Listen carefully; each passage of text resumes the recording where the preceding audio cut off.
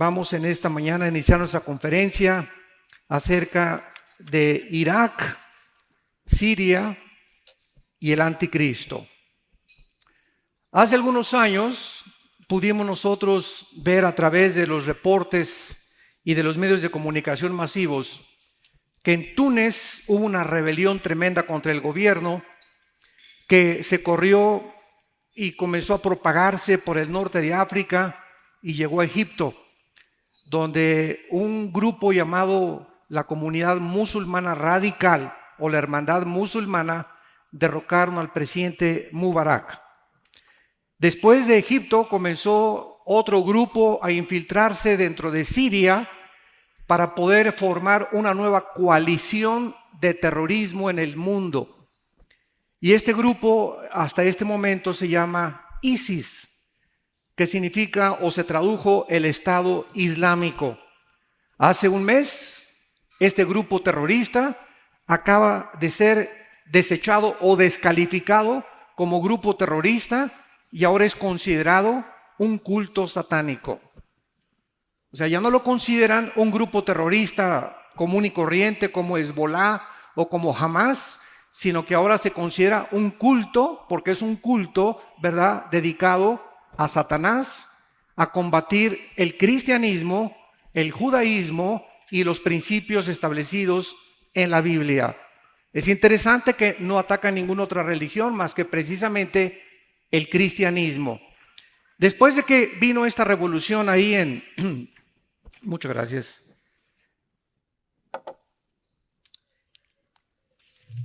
En Siria comenzó este grupo dirigido por un hombre llamado Bakur Baghdadi a comenzar a propagar que ellos anhelaban no solamente unirse y derrocar al presidente Bashar de Siria, sino borrar la frontera entre Siria e Irak.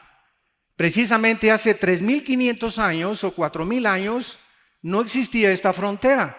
Se conoce en la historia como la Mesopotamia.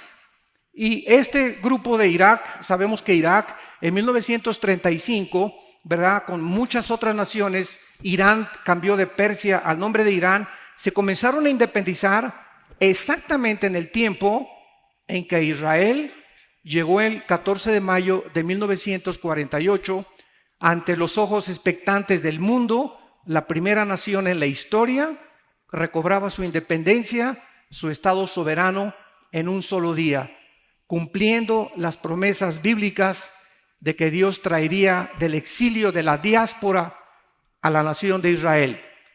Vemos nosotros también a continuación que no solamente comenzó este grupo a querer borrar las fronteras, sino que ahora quieren derrocar la monarquía de Arabia Saudita y la monarquía del rey Abdullah de Jordania. En otras palabras, tener un control completo de todo el Medio Oriente, donde se encuentra el 65% de la producción petrolera en el mundo entero. Este grupo ISIS, que está ahorita siendo contraatacado, gracias a Dios que el presidente Obama reaccionó finalmente, y con Francia, Inglaterra, Holanda y algunas otras naciones están tratando, hasta Australia está mandando ya soldados al Medio Oriente, están tratando de detener el avance de este grupo hacia Bagdad, que es precisamente la ciudad donde se encuentra la mayor parte del petróleo. Y si ellos llegan a Bagdad y conquistan Irak, ponen al mundo de rodillas. Al comenzar a ver los financieros internacionales, la bolsa de valores, el grupo de los Illuminati, los banqueros suizos junto con los americanos, el banqueros de Rockefeller, el Chase Manhattan Bank, etcétera, etcétera, este problema comenzaron a usar el petróleo, como todos lo sabemos ahorita, y el petróleo bajó increíblemente, lo cual debilitaba muchísimo porque ISIS se mantiene de la venta del petróleo y de los robos a los bancos que han saqueado del Medio Oriente, y están tratando ellos de poder controlar completamente el mundo entero, y dicen que su próximo objetivo es Roma, que quieren matar al Papa y que quieren destruir el Vaticano, porque ellos consideran que fue Roma durante la época de los cruzados los que mandaron a Israel sacarlos, y los acusan de genocidio, cuando el Imperio Otomano duró aproximadamente 500 años. ¿Qué es lo que estamos tratando en este momento de poder comunicarles a ustedes? La relevancia que tienen los acontecimientos en el Medio Oriente en el siglo XXI con este libro que tengo en mis manos. Este libro que tengo en mis manos se llama la Biblia y contiene los registros más antiguos de historia, geografía, arqueología, genética, ciencia, física, matemáticas, literatura, poesía, antropología y todas las disciplinas académicas que tú me quieras mencionar. Es impresionante que estas profecías bíblicas son una de las evidencias más grandes en contra del ateísmo. Hace una semana debatía yo con una persona de 50 años en Estados Unidos que se dice atea. Y es una persona que es un físico matemático, entrenado, porque las matemáticas necesitas tener entrenamiento y te da mucho razonamiento. Y yo le decía a este ateo, bueno, un juez para poder sentenciar a un acusado necesita evidencias. Y mientras más evidencias haya, entonces el juez tiene que declararlo culpable o declararlo inocente. Pero nadie se atreve a juzgar a nadie sin que haya evidencias que demuestren la culpabilidad o la inocencia de alguien. Le dije, ¿cómo es posible que usted, siendo una persona racional y atea, no haya considerado las evidencias de la Biblia que demuestran sobrenaturalmente que Dios existe? Porque nadie más que Dios pudo haber puesto esto en el orden en que se encuentran, ni el registro que tenemos de la ciencia es más moderna que la Biblia, que el periódico Mañana en la Mañana, y sin usar evidencias usted declara, no hay Dios. Establece en su bitácora, Dios no existe, sin haber antes examinado las miles de evidencias que existen de la existencia de un ser sobrenatural. Irak vuelve a resurgir desde 1990 en los encabezados de los periódicos en el mundo, cuando la guerra del Golfo Pérsico, cuando 29 naciones se unen en una coalición para sacar a Saddam Hussein e impedir que él pueda apoderarse de la nación de Kuwait. Entonces, desde ese momento decían que Irak, yo les pregunté en muchas universidades, ¿sabes qué es Irak? Y me contestaban, es el nombre de una medicina. Es increíble en Estados Unidos, en España, en muchos países latinoamericanos.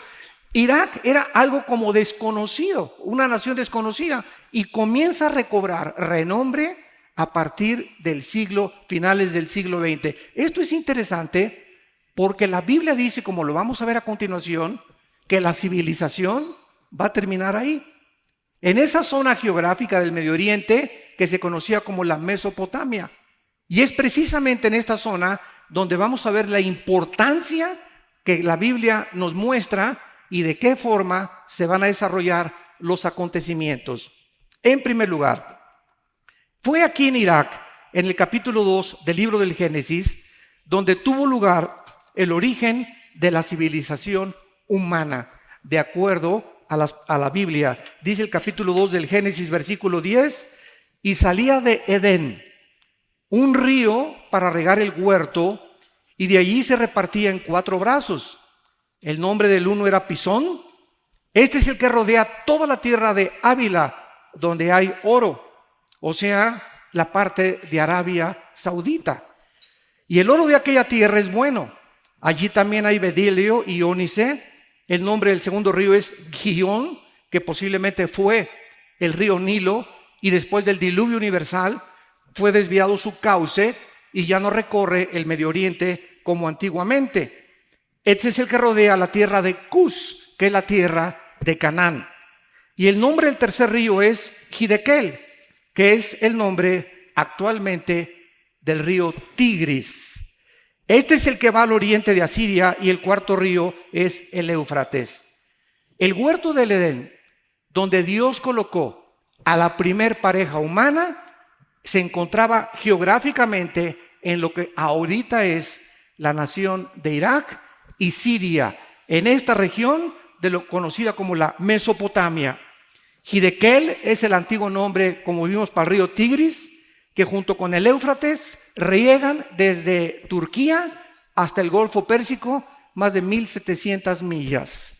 Entonces, es impresionante que el río Éufrates ocupe desde el principio de la Biblia hasta el Apocalipsis, como lo vamos a ver capítulo 9, la importancia de que en esta zona geográfica fue donde se inició la civilización de acuerdo a la Biblia.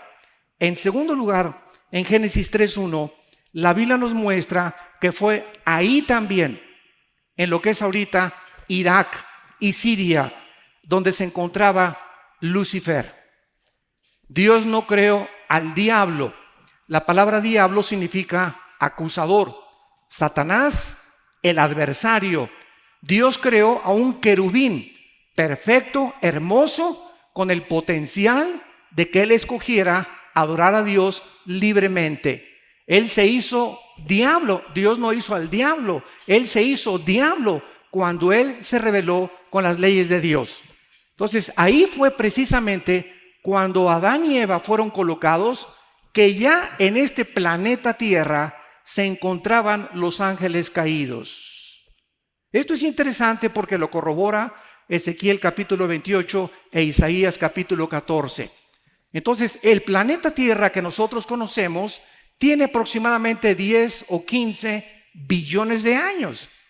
La civilización humana no tiene más de 6,000 años de historia, porque hace 6,000 años precisamente comenzó la historia de acuerdo a las genealogías del libro del Génesis. Entonces, el planeta Tierra tiene más de 10, 15 billones de años, y lo comprueba el carbono 14, el potasio argón y la radioactividad, que de los 97 métodos científicos son los más acercados.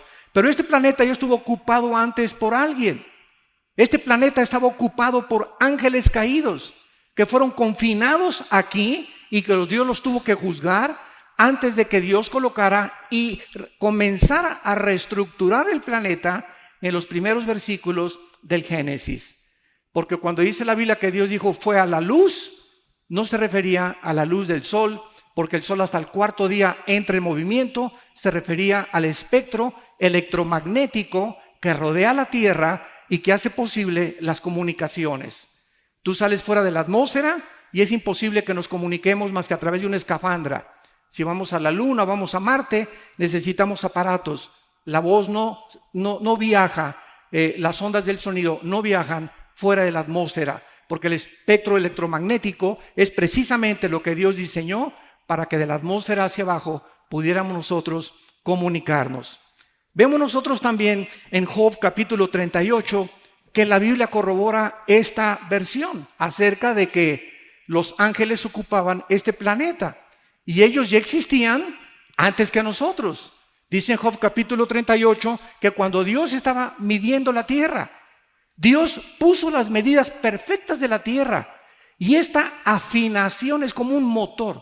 Si yo me meto un motor de un Volkswagen, veo que necesita batería, necesita bomba de gasolina, bujías, pistones, pero todo dentro del motor tiene que estar afinado. Todas las partes, una con otra, se llama la complejidad irreducible científicamente o matemáticamente hablando. Tiene que formar una parte común para que funcione el motor. Un solo alambrito de la batería desconectado impide que el motor pueda caminar en tu vehículo. Entonces, el universo que nosotros vemos es un universo afinado. La distancia de la Tierra al Sol es perfecta. El movimiento en 24 horas del planeta es perfecto. El movimiento de traslación alrededor del Sol es perfecto. Todos estos detalles que nos hablan de un afinamiento hizo posible la vida del ser humano. El oxígeno que nosotros respiramos, que tiene casi nitrógeno en su mayor parte con muy pequeños gases y oxígeno, está exactamente balanceado para que cuando tú hagas y respires, es exactamente los gases que necesitan tus pulmones para poder sobrevivir y también el cerebro y la sangre. Todo esto no pudo haber sido hecho por un accidente, señores ateos, por el amor de Dios. San José, la Virgen y el burrito que los acompaña. Entonces, es imposible llegar a una complejidad como la que nosotros observamos y concluir con estas cosas. Fue un accidente, una selección natural, Los dinosaurios se convirtieron en hipopótamos, los hipopótamos en jirafas, los peces se convirtieron en culebras, los reptiles se convirtieron después en changos y después finalmente aparecimos nosotros por otro accidente. Los sexos aparecieron por accidente. El sexo masculino apareció por accidente y por un accidente una mujer con órganos reproductivos femeninos y se juntan los dos y nace un tercer accidente. Vemos nosotros que es imposible, señoras y señores, racional, inteligente y filosóficamente el ateísmo es insostenible. El 95% de los ateos que hemos debatido, y me encanta debatir porque es mi plato favorito el ateísmo, porque yo fui ateo y profesé el ateísmo y entiendo los niveles que el ateísmo usa y la plataforma que usa, que es el materialismo, el ateísmo y el comunismo principalmente, son insostenibles. No se pueden sostener filosóficamente. ¿Por qué? Porque el 95% de los ateos no es cierto que les falte evidencias. El problema es moral. No les conviene creer. Y si tú le pones a un ciego aquí una vela y él no quiere verla, el problema no es la luz, sino la voluntad que va en contra de la verdad y de la revelación. Porque las cosas de Dios se conocen, pero ellos detienen con injusticia la verdad, aferrados a traumas de problemas, amargados contra Dios y están enojados siempre con alguien que no existe. Esto es lo más paradójico, ¿verdad? Un ateo es una persona que está enojada con alguien que no existe. Y ven y tiran como a José Stalin antes de morir en Rusia. Levantaba el puño y le decía, vas a ver Dios. Y su hija le preguntó, pero si Dios no existe, papá. Vemos en tercer lugar que también fue ahí en Irak y en Siria donde tuvo lugar la rebelión humana en contra de Dios. Y vio la mujer, Génesis 3, versículos 6 y 7, que el árbol era bueno para comer y que era agradable a los ojos, el árbol de la sabiduría, del bien y del mal, o del conocimiento del bien y del mal. Y tomó de su fruto y comió, y dio también a su marido, el cual también, así como ella, comió. Entonces fueron abiertos los ojos de ambos, y conocieron que estaban desnudos, y cosieron hojas de higuera, y se hicieron delantales. Damas y caballeros, cuando Dios creó al ser humano, no nos creó como robots. Decía Agustín de Hipona, uno de los grandes teólogos de los primeros del siglo III y IV de la era cristiana, que había tres opciones para Dios. Una, Dios pudo haber dicho, no creo nada. Él podía vivir perfectamente bien con el Padre, el Hijo, el Espíritu Santo, porque la deidad es perfecta, la Trinidad es perfecta y no necesita la Trinidad absolutamente ni depender de nadie, ni necesita de nadie, porque es Dios. En segundo lugar, Dios pudo haber creado un mundo donde no hubiera maldad, donde nunca hubiera habido pecado, crear criaturas que jamás hubieran pecado, ni hubiéramos visto la maldad que conocemos. Y en tercer lugar, Dios tuvo la opción de crear un mundo, un universo, donde las criaturas escogieran libremente, porque escuchen esto, si no hay dos caminos, no hay libertad. Esto lo vemos políticamente en muchas naciones, actualmente en Sudamérica. Vamos a votar y hay un solo candidato. O sea, y si no votas por él, de todas maneras él va a ganar. Bueno, esto no es democracia, ¿verdad? Esto no es libertad. Si hay libertad, tiene que haber dos. Alguien más que tú tengas la opción de decir este o este. Entonces Dios creó el camino del bien y el camino del mal. Y que hubiéramos nosotros escogido qué es lo que nosotros queremos escoger para hacernos agentes morales responsables. De otra manera, si escogemos la opción número 2, hubiéramos sido robots. Nos hubiera Dios programado y dado cuerda, ámame, ámame, ámame, y jamás hubiera habido la capacidad de poder diferenciar entre el enojo y la virtud, entre el amor y entre el odio, entre las pasiones desordenadas y el autocontrol. Pero cuando tenemos esta opción de tener las cosas antagónicas al bien, podemos nosotros entender de qué forma Dios quería que entráramos en ese universo y pudiéramos nosotros pasar la eternidad después de esta vida con Él, después de que nosotros hayamos decidido libremente escoger entre el bien y entre el mal. Decía el doctor Billy Graham, un gran evangelista del siglo XX, el infierno, nunca habrá nadie en el infierno a quien Dios no haya amado antes. Dios nunca condenará a nadie sin antes esa persona haberse sabido que fue amada por Dios. Entonces todos nosotros tenemos la oportunidad de que podamos escoger entre el bien y entre el mal. El hombre determinó lo que es bueno y lo que es malo. ¿Qué era el árbol entre la ciencia del conocimiento del bien y del mal? ¿Qué era? Bueno, dice Dios, el día que tú comes de ese fruto, vas a morir. O sea, te vas a separar. La palabra muerte en la Biblia no significa cesar de existir. Significa separación, nada más. Muerte es separación. Te vas a separar de mí espiritualmente. En otras palabras, la Biblia es el único libro, damas y caballeros, que nos revela que somos un espíritu. Tenemos un alma y vivimos dentro de un cuerpo, que es el envase. Ni los psicólogos, ese fue el gran fracaso de Sigmund Freud, el padre del psicoanálisis a finales del siglo XIX, de querer concentrar el problema de la conducta humana de la salud psíquica y solamente en el alma. Él no supo que es el espíritu el centro principal, motor del elemento que forma el ser humano. Entonces Dios le dijo al hombre, ¿verdad? Eres espíritu, alma y cuerpo. El día que tú comas, el día que me desobedezcas, vas a morir. Te vas a separar espiritualmente de mí. Se va a romper el contacto con la energía. Vamos a perder la información que teníamos genéticamente de Dios. Y eso es exactamente lo que la experiencia humana nos muestra que le pasó al ser humano. Se desconectó de Dios. Perdimos la información original de Dios.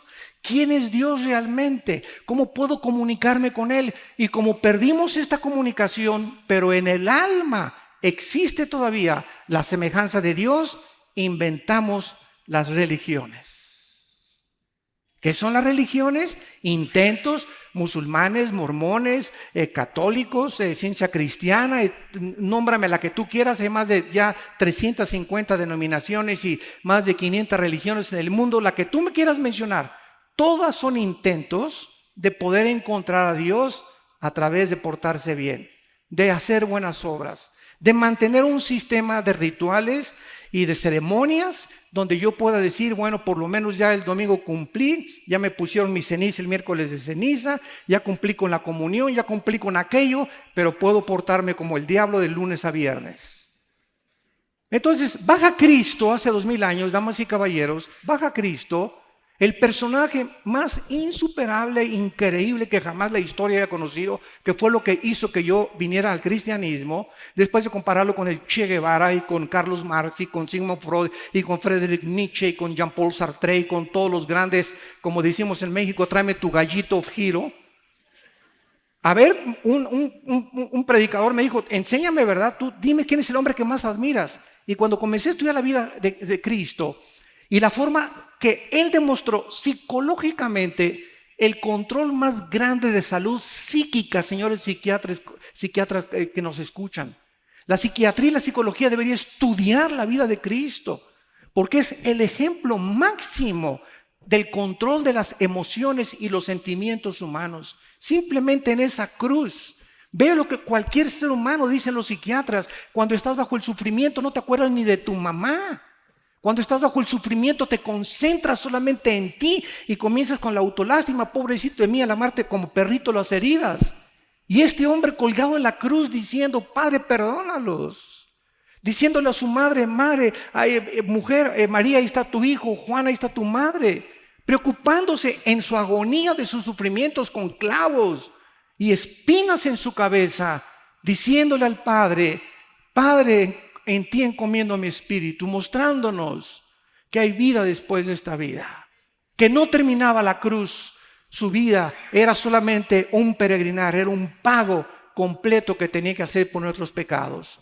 Entonces, al comparar nosotros a Cristo, que baja hace 2000 años, no nos trajo una religión, nos trajo la vida eterna, nos trajo la promesa de volver otra vez a nacer de nuevo, Esa vida que perdimos espiritualmente y que buscamos en las religiones del alma, viene Cristo y le dice a Nicodemo, tienes que nacer de nuevo. Tengo que entrar en ti, Nicodemo. El Espíritu Santo entra en ti y te vivifica, te da la vida. Y una vez que recibimos al Espíritu Santo, venimos a la Biblia y comenzamos a entender por qué es un libro espiritual. Si yo voy en la calle y me encuentro una carta que dice, mi querido Chencho, te quiero con cuernos de toro, etcétera, etcétera, digo, ¿quién escribió esta carta? Yo no soy Chencho. Esto lo escribió un padre, ¿verdad? O un amante a esta persona. Y así las gentes que no son cristianas ven a la Biblia y chocan con ella. Y hay genocidios, y no entiendo esto, porque esta carta no fue escrita para ti, fue escrita para los hijos de Dios. Y hasta que tú no te conviertas en un hijo y en una hija de Dios, no la vas a entender. Como dijo Dion Teofilito, te quedarás en ascuas, porque solamente las cosas del Espíritu se entienden con el Espíritu dentro de nosotros, que Él nos guía a toda la verdad. Entonces Dios nos muestra claramente que cuando este árbol del conocimiento del bien y del mal, los hombres no debemos determinar qué es bueno y qué es malo. El momento que tomaron de ese fruto, esto es el sentido espiritual, entonces el hombre se independizó de Dios y le dijo a Dios, yo no necesito que tú me digas qué es bueno, qué es malo. Ahora yo puedo determinar y tengo la capacidad y la habilidad de decir qué es bueno y qué es malo. Y es la historia, señores sociólogos e historiadores que nos acompañan, es la historia del ser humano. ¿Qué ha pasado con el ser humano? Los nazis, en el juicio de Nuremberg, en 1947-48 en Berlín, ¿qué fue lo que dijeron a los abogados de Occidente? Es que el nazismo para nosotros no era matar, era eliminar por causa del partido. Al robo no robamos, estábamos expropiando. Y comenzaron a maquillar el pecado, el robo, el asesinato, para justificar que lo que estaban haciendo era bueno. Ahora, si hubiéramos sido nosotros los jueces en Nuremberg, ¿qué hubiéramos hecho? ¿Quién tiene la razón? ¿Los nazis o nosotros que los juzgamos? O ellos nos pueden juzgar a nosotros porque no hay ningún derecho a nadie de que no se pueda apoderar del mundo. Vemos ahora los matrimonios gays. ¿Qué son los matrimonios gays? Dos hombres con hombres, dos mujeres casándose y de acuerdo a esta filosofía no es malo. Sin embargo, venimos a la Biblia y Dios condena la homosexualidad y el lesbianismo. Como le dije a un grupo de gays hace algunos meses en Estados Unidos, les dije, vamos, siempre me dicen ellos, cierre la Biblia, vamos a cerrarla, vamos a seguir la ley de la lógica elemental. ¿Qué pasaría si el mundo entero hiciera lo que ustedes hacen? Se acabaría la sociedad. ¿Quién traería a los hijos al mundo? O sea, desde esta perspectiva ya es antinatural. Y cualquier nación que legalice o legisle los matrimonios gays está bajo el juicio de Dios. Porque están violando la ley inexorable de la genética. Hombre con mujer, mujer con hombre, y no romper este diseño establecido por Dios. Y estas naciones serán juzgadas por Dios. Tarde o temprano, porque no somos independientes ni autónomos, ni podemos decidir entre el bien y entre el mal. Es Dios el que estableció el sexo, es el único que nos puede decir cómo puede utilizarse el sexo, es el única autoridad para decir cuál es el propósito del sexo y no nosotros. Pero esta es la razón por la cual estamos como estamos. Sociedades donde está legalizando los matrimonios gays, se está legalizando la marihuana. Ahora los científicos están diciendo es que, bueno, en el estado de Colorado ya se legalizó la marihuana, en 2, 3 estados de Estados Unidos, y ahora la pregunta es, ¿se puede manejar marihuana? El marihuanazo que te vas a dar. Entonces, ¿cómo podemos nosotros llegar a decir, verdad? Porque la moral no se puede legislar de esta manera. El Dios de la moral es Dios, el Dios de la Biblia. Y si no nos hubiera dejado un patrón, un parámetro para poder decidir nosotros qué es bueno, qué es malo, el mundo va a acabar como va a acabar. Precisamente porque le creyeron la mentira a Satanás. Podemos nosotros determinar qué es bueno y qué es malo. En cuarto lugar, fue aquí precisamente en Irak y en Siria donde se profetizó por primera vez la venida de nuestro Salvador Jesucristo. Dice Génesis 3, versículo 15. Y Jehová dijo a la serpiente, pondré enemistad entre ti y la mujer, y entre tu simiente y la simiente suya. Esta te herirá en la cabeza, y tú le herirás en el calcañar. Damas y caballeros, señores genetistas y científicos y médicos que nos acompañan, esto fue escrito hace aproximadamente 3.500, 4.000 años. No fue hasta 1860 cuando Gregorio Mendel comenzó a descubrir las leyes de la herencia, hasta 1860. Y hasta 1954 el doctor Samuel Crick con otro colaborador comenzaron a investigar acerca del ADN, el ácido desoxirribonucleico. Y la Biblia hace 3.400 años ya estaba estableciendo las leyes de la genética. Ya estaba hablando del esperma. La palabra que se usó aquí en Génesis 3:15, pondré enemistad entre tu simiente y la simiente suya, apúntala en el hebreo, es la palabra sera con Z, que se tradujo en el Nuevo Testamento, cuando se tradujo la Septuaginta del hebreo al griego, se tradujo esperma. En el Antiguo Testamento se tradujo descendencia o linaje o esperma también.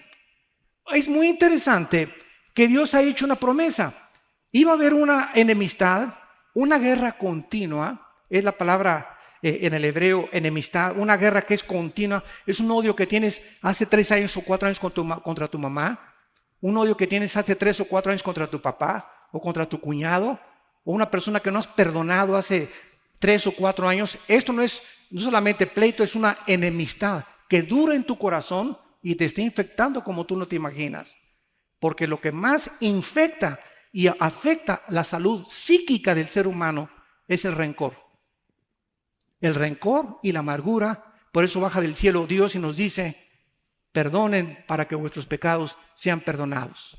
Entonces, esta palabra, simiente, dice la Biblia, que la mujer iba a tener una simiente y Satanás otra.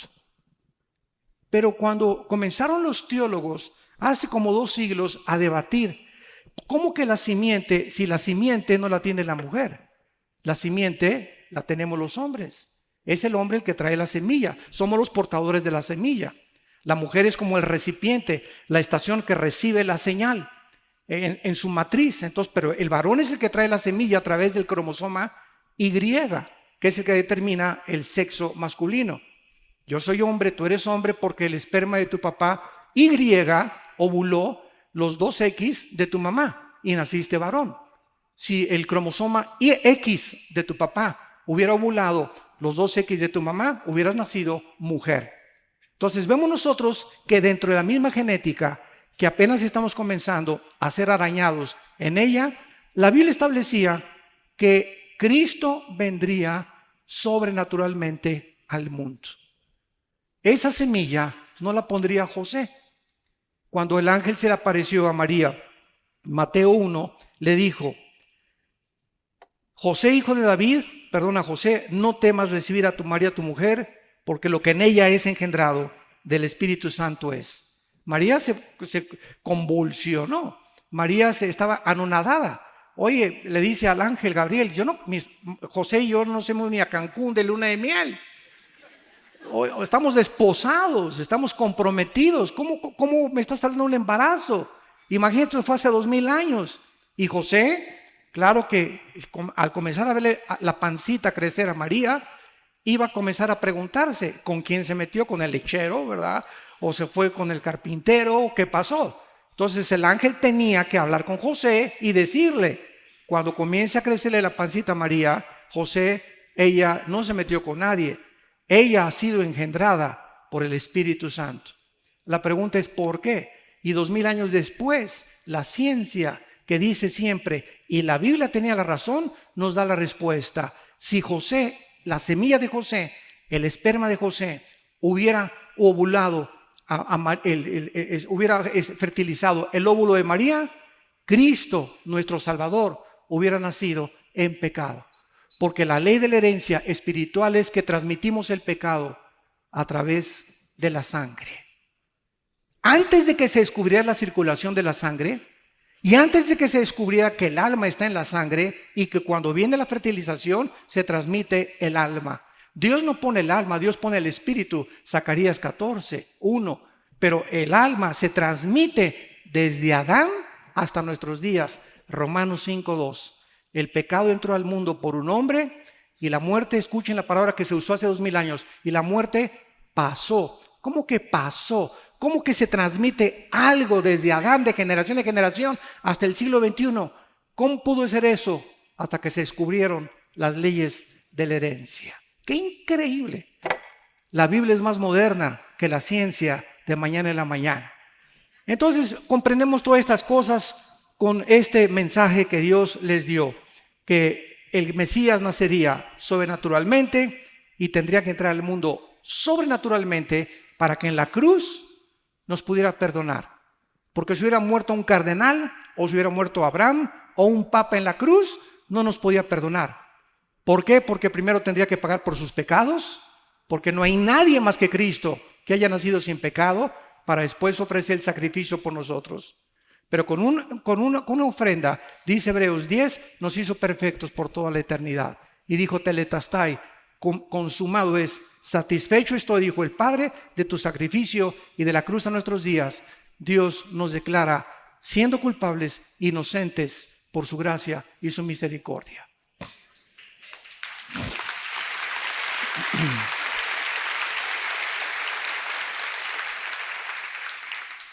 Fue en Irak y en Siria donde por primera vez se ilustró con símbolos el Evangelio. Génesis 3:21.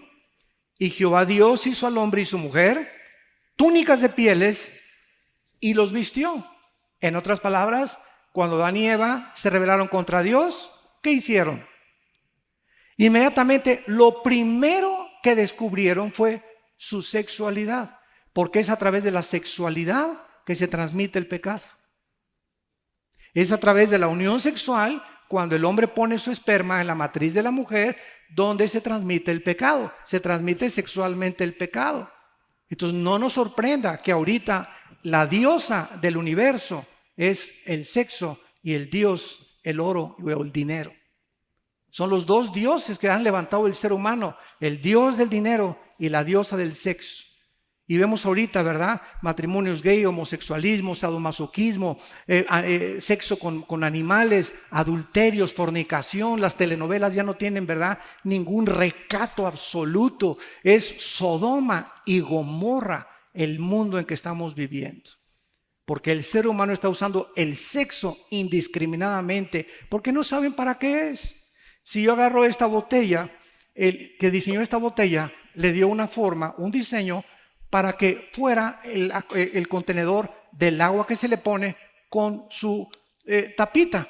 Y si yo agarro esta botella para meterla aquí o en la sopa, estoy usando equivocadamente, porque esta no es una cuchara, fue diseñada para contener agua.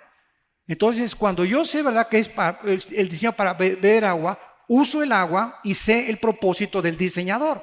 El sexo no fue diseñado por Dios para usarlo nunca fuera del matrimonio. Nunca fuera del matrimonio. Pero como la gente no lo sabe, lo está usando indiscriminadamente. Y les recomiendan a los jóvenes, no, la masturbación es bueno, ¿verdad? Y ahorita por todos lados todo el mundo está adulterio, los artistas de cine, telenovelas. Ningún artista ahorita ni cantante dura 2, 3 años casado con nadie. Se divorcian con uno, con el otro, con el otro. ¿Por qué? Porque el ser humano no entiende que el sexo es santo y es la institución más sagrada que Dios estableció, la familia y el matrimonio. Y es el ataque ahorita de la sociedad contra la familia y el matrimonio. Destruye el matrimonio y destruyes Bogotá. Destruyes una ciudad, destruyes una nación. Porque el fundamento de las naciones es la familia. Es el tesoro más grande que Dios nos ha dejado para sobrevivir como sociedades. Vemos nosotros que al usarse ellos las hojas de higuera y tapar sus órganos sexuales, Dios les dijo, no, ustedes no se van a vestir. Y estas hojas de higuera son las religiones. El ser humano se sabe que está completamente desnudo delante de Dios y se tapa con una religión. No, pues yo soy católico, yo soy protestante, o soy bautista, o soy mormón, y con esto está tapando su supuesta conciencia para poder descansar de vez en cuando. Dicen que Hitler se disfrazaba de Santa Claus en Navidad. Al Capone, el rey de Lampa en Chicago en la época de los 20, ¿verdad? Igual, ¿verdad? Se ponía de Santa Claus con campanitas para descargar la conciencia. Aquí, ¿verdad? Sabemos que en Colombia muchas personas que se dedicaron al narcotráfico, etcétera, etcétera, ¿qué hicieron? Comprar campos de fútbol, comprar barrios a la gente pobre. ¿Para qué, verdad? Para descargar su conciencia y al otro día poner una bomba en un avión. Entonces, esta es la forma en la que opera la conciencia del ser humano. Tenemos que hacer algo bueno para que no nos sintamos tan malos y podamos descansar y dormir de vez en cuando. Pero este es el gran engaño que dice Dios. Entonces Dios, al vestir ellos a Adán y Eva, nos estaba diciendo: Dios, yo soy el que los voy a vestir, yo los voy a cubrir con la sangre de mi hijo. Tiene que morir un animal inocente, porque Dios tuvo que matar un animal. Es el primer derramamiento de sangre para vestir a Adán y Eva con pieles. Entonces vemos que sin derramamiento de sangre, Hebreos 9:27, no hay remisión de pecados. No es más que la sangre de Cristo, escúchenme, no es más que la sangre de Cristo el antídoto y la medicina que la Biblia prescribe para el problema del ser humano. La sangre de Jesucristo. No es religiones, no es ritos, no es ceremonia, no son bautizos, no es nada. Es la sangre donde se encontraba la vida del Hijo de Dios. Lo que tú tienes que aceptar para poder ser transformado en una nueva criatura. Y vemos también, en penúltimo lugar,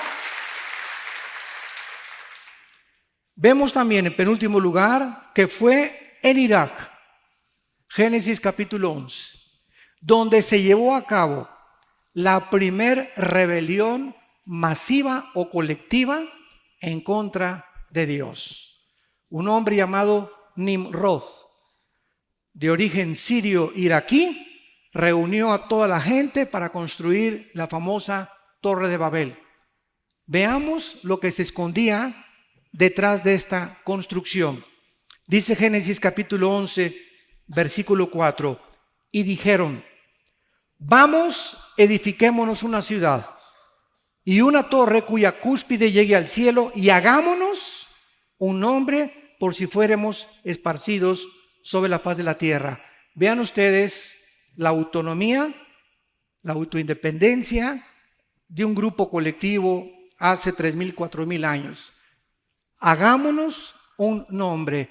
¿No es acaso lo que Miss Colombia, Miss Venezuela, los equipos de fútbol, los artistas, los cantantes, no es el ansia de todos los seres humanos que me conozcan? Darme a conocer, ser popular, llegar y que me aplauden y que me toman fotos, etcétera, etcétera. Está dentro de la naturaleza humana.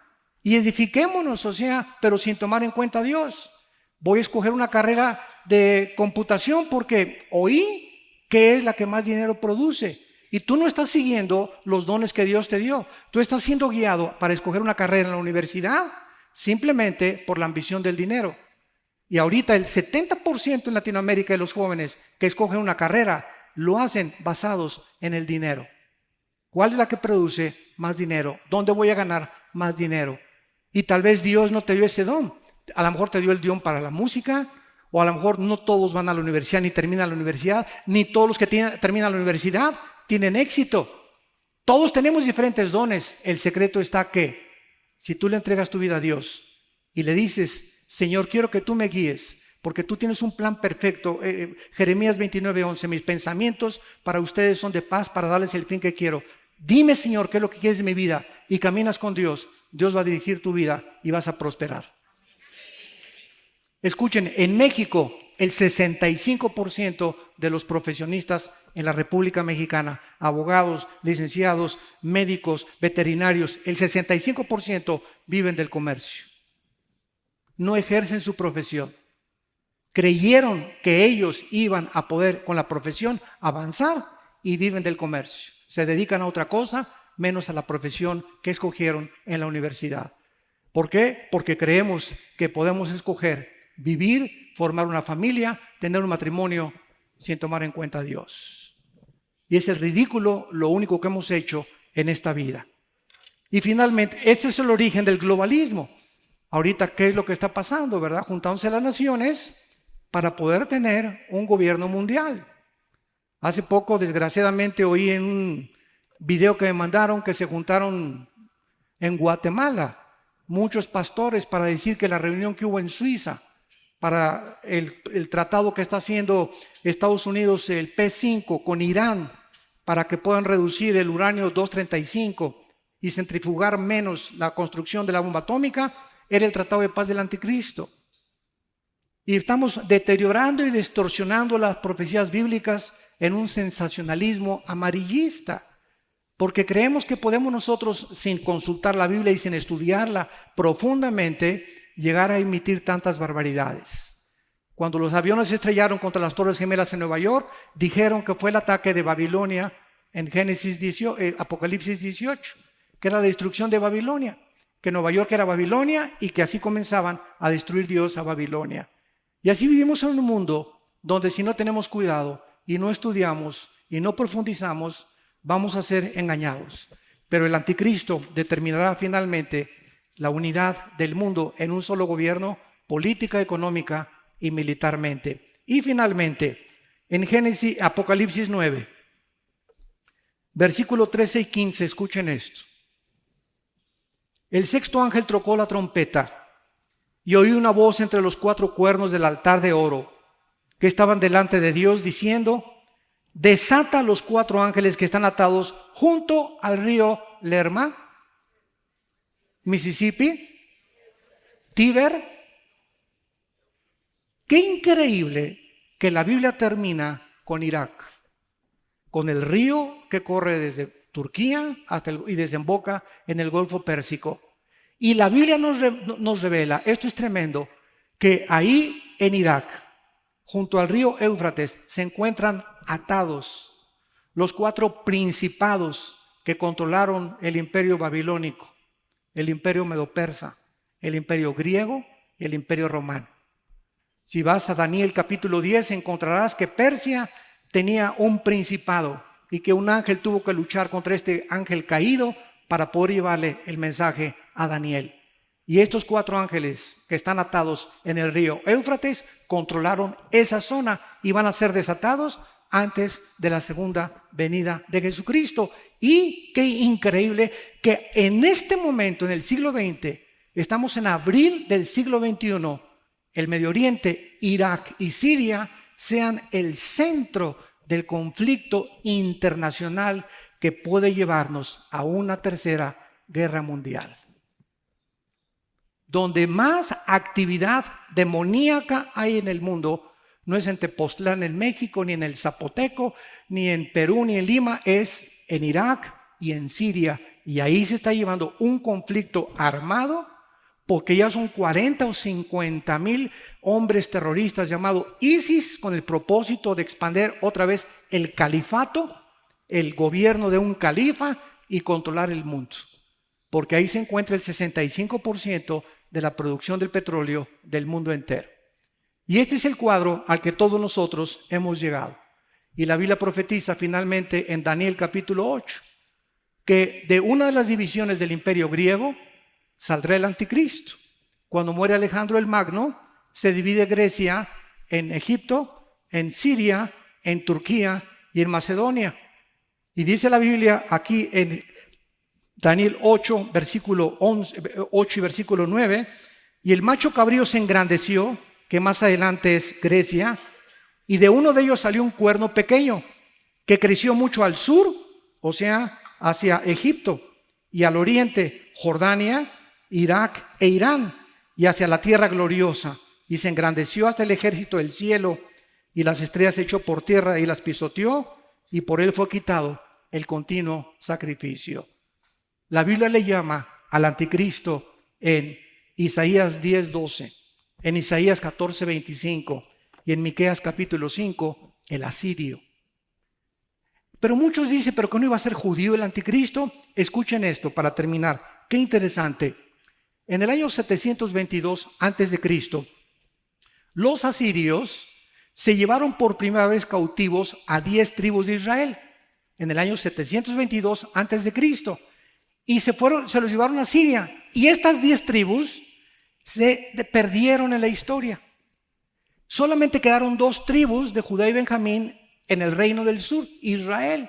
Y ahorita se conocen como los de Judá o los de Leví, que son los únicos judíos que se pueden identificar. Pero los judíos están aquí en Colombia, están en México. Muchos apellidos Díaz, González son de origen judío. Pérez es de origen judío también. En África, en Etiopía, están por todos lados. Y muchos de nosotros, sin saberlo, traemos en la sangre el judaísmo. Dicen que Hitler, su abuelo era judío. Esto es impresionante. Se le cambió el nombre a su padre y se puso el Hitler. Él no se apellidaba Hitler. Entonces vemos nosotros que el anticristo puede ser judío, sirio y salir de la zona geográfica donde se encuentra ahorita este conflicto. Y interesante que Bagdadi, el jefe del Estado Islámico, haya declarado: vamos a conquistar el mundo. El próximo gobierno será el próximo gobierno otomano, va a volver a revivir después de 500 años, porque a principios del siglo XX los otomanos fueron dominados por los ingleses. Después los ingleses, ya vino Israel y vienen los Estados Unidos y Rusia en la Guerra Fría. Pero vemos nosotros en la historia que exactamente lo que este libro profetizó hace miles de años. Señores historiadores, señores que están buscando verdaderamente evidencias y que les interesa la verdad, este es el único libro que nos da las únicas verdades incondicionales y completamente verdaderas, para que entendamos que no hay un relativismo en la Biblia. Es una autoridad científica, histórica, geográfica, el área que tú quieras, la palabra de Dios. Y este mensaje, dice la Biblia, es el más importante. De tal manera amó Dios al mundo que dio a su Hijo unigénito. No nos dejó solo, nos dejó un manual. Si yo compro un coche, abro la caja de guantes y hay un manual. Y dice el Volkswagen: cámbiale el aceite cada 5,000 kilómetros. Pero llevo 10,000 y comienza el Volkswagen, pucha, y echar humo por todos lados. ¿Qué le está pasando? Está quemando aceite. ¿Por qué? Porque nunca has consultado el manual. Y lo llevas a la Chevrolet. Oye, espérame, los de la Chevrolet no tienen el diseño del Volkswagen. Llévalo a la agencia Volkswagen. Ellos fueron los que fabricaron el carro y te van a decir cuál es el problema. Y así estamos nosotros en la vida. Pues tengo un problema en el matrimonio, vas con el psiquiatra. El psiquiatra no formó el matrimonio, ni el psicólogo, ni la doctora Corazón, ni Walter Mercado. Entonces tenemos que recurrir al manual. ¿Quién es el que hizo el matrimonio, la familia, el trabajo, el sexo? ¿Quién es el que nos dice a dónde va la historia? Y exactamente como la historia está ahorita yendo y perfilándose, así la Biblia lo determinó por los profetas hebreos hace 2600 años. Y contra esto no hay absolutamente ninguna discusión ni argumentación. Hasta este momento, en los 35 años que tengo compartiendo este mensaje, no he encontrado a un científico, físico, matemático, político, lo que ustedes quieran, que pueda debatirme o que pueda contradecir las verdades de la Biblia. Más que con un espíritu, ¿verdad?, de anticristo y con un deseo solamente de manchar el nombre del Hijo de Dios. Damas y caballeros, Dios te ama y ha dado su vida por ti en una cruz. Todos ustedes que nos escuchan, Dios está interesado en cambiar tu vida, en transformar tu vida, tu matrimonio. Él sabe perfectamente bien con quién te puedes casar, con quién no te puedes casar. No te guíes porque es guapo, porque es bonito, porque tiene dinero, porque no tiene dinero, porque esta profesión tiene más dinero. Confía en Jehová y haz el bien, y habitarás en la tierra y te apacentarás de la verdad. Deleítate a sí mismo en Él y Él te concederá las peticiones de tu corazón. Confía en Él y Él hará. En la casa de mi Padre, Jesús dijo: muchas moradas hay. Voy a preparar lugar para ustedes. Somos peregrinos en este mundo, vamos de paso. La vida es tan rápida, 60, 70, 80 años, los más robustos. Vamos de paso por este mundo, somos extranjeros. Jesús dijo en Juan 17 que no éramos de este mundo, vivimos en este mundo, pero al entrar el Espíritu Santo a nosotros, tenemos nuevas perspectivas, nueva forma de ver la vida, los negocios, la familia. ¿Por qué? Porque ahora vemos con los ojos de Cristo. Dice 1 Corintios 2, tenemos la mente de Cristo. Ahora queremos ver el mundo con los ojos con los que Cristo lo vio. Un mundo abandonado, ovejas sin pastor. una gente desesperada en drogas, de una botella a la otra, de una telenovela a otra, de un cine al otro, de un hombre al otro, de una mujer a otra, buscando de una religión a otra, de una filosofía a otra filosofía. Ya los comunistas ya no son comunistas porque ahora ya creen en Dios. Todos los sistemas filosóficos ante nuestros ojos están derrumbando, desmoronando. Los partidos políticos ya no saben qué es bueno: comunismo, marxismo, democracia, fascismo. No saben ya, es una locura, es una confusión en el mundo. ¿Por qué? Porque no hay brújula. No hay ningún mapa, ningún capitán de barco se atrevería a navegar sin una carta de navegación. Ningún piloto se atrevería a navegar en el espacio en un avión sin tener cartas de navegación. Qué locura vivir en esta vida sin que tengas nadie que te dirija. Vas pronto a naufragar con tu vida, con tu matrimonio, con tu familia. Pero esta mañana Dios te llama y te dice: arrepiéntete. Arrepiéntete con todo tu corazón de tu vida, de tu soberbia teológica, de tu soberbia intelectual. Ven a la cruz y descubre la persona del Hijo de Dios, que Él es real, que resucitó a los 3 días de los muertos y que ha venido a decirnos: nunca te dejaré y nunca te desampararé. Vas a morir y qué bendición, después de la muerte nos volvemos a reunir con nuestros seres amados, volvemos a gozarnos, todo se nos devolverá al 100% y todo lo que sufrimos y toda la maldad que hubo será comparado como una noche en un hotel de 3ª categoría, comparado con las glorias que nosotros se han de manifestar. Por eso estad firmes y constantes, sabiendo que vuestra fe no es en vano. Vamos ahí, ejército del Señor. Esfuércense y sean valientes, porque el Señor no retarda venir por nosotros. Les pido con todo su corazón que los que quieran inclinar su rostro lo hagan en este momento, para invitar a Cristo a tu vida como tu Señor y como tu Salvador. Quiero decirte con tu rostro inclinado que no es coincidencia que estés aquí, porque la fe es por el oír, y el oír únicamente por la exposición de la palabra de Dios. En esta mañana Dios te ha traído en el mare magnum de vida que vives para detenerte y reflexionar, tal vez por primera vez, hacia dónde vas. Si tú sigues haciendo lo que estás haciendo, ¿dónde vas a acabar? ¿Dónde vas a terminar? Porque lo que sembramos lo tenemos que recoger. Dios en esta mañana te dice: arrepiéntete de tus pecados. Cree que en esa cruz mi Hijo Jesucristo dio su vida, derramando su sangre para perdonarte y limpiarte de toda maldad. Cree en Él y que a los 3 días resucitó de los muertos, para que Él entre a tu vida en este instante en la persona del Espíritu Santo y te dé la vida eterna y el perdón de tus pecados. Dile: Señor, me arrepiento con todo mi corazón. Jesús, entra a mi corazón. Creo que en la cruz pagaste con tu sangre por ellos y que vives por los siglos de los siglos y que nunca me volverás a dejar ni a desamparar. Gracias por el poder que me das en esta mañana y gracias por detener mi vida, porque aquí veo tu misericordia y el amor eterno que me has tenido en tu Hijo Jesucristo. Amén.